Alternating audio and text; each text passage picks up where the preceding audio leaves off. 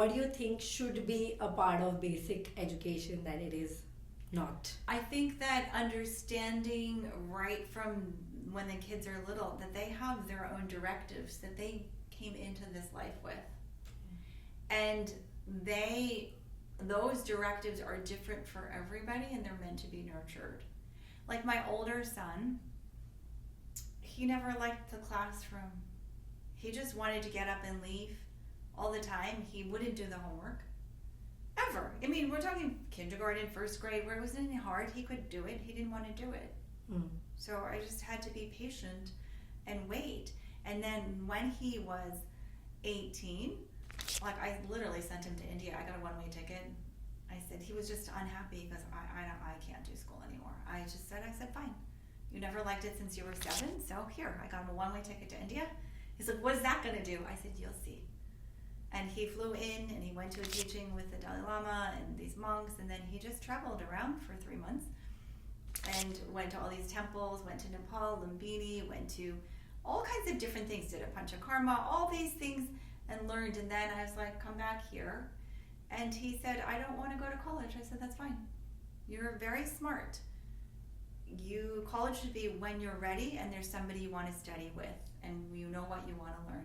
And then I had to be patient. And then he wasn't very social. And, as the human part of me is like, I wish he would make friends. But then there's another part of me is like, this is what he wants to do. And now he's 24. He's finally coming out. He works with me here in the center.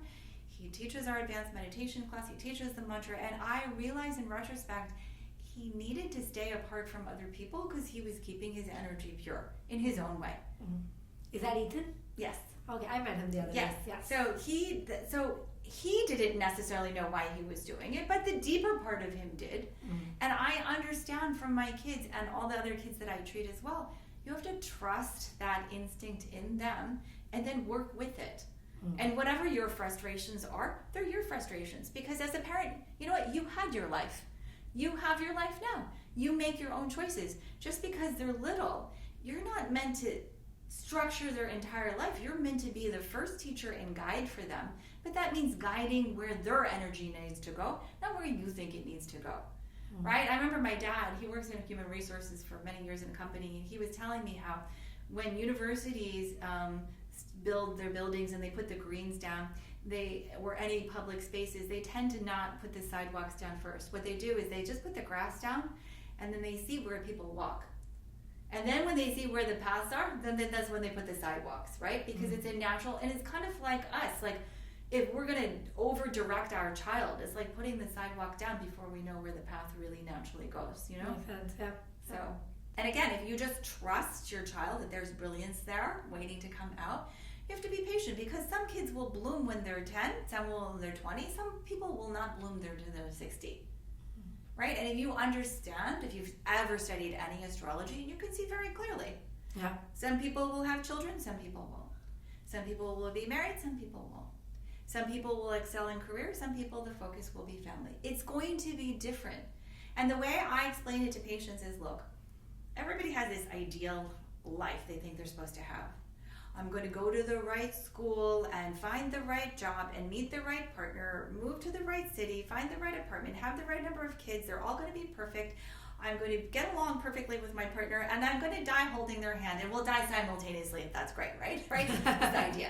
Okay, let's say you actually had that. Then you die, you reincarnate, and you come back, and then you live this perfect life again. Then you die, you reincarnate, come back, live this perfect life again. How many times are you going to do it until you need to do something else? Okay, this time I'm not going to have kids. Okay, this time I'm going to have 2 husbands. Okay, this time, I'm leaving when I'm 16. This time I'm going to live till I'm 94. Right? Like, it's just the way it is. You can't watch the same movie again and again and again. Right. Yeah. You stop growing.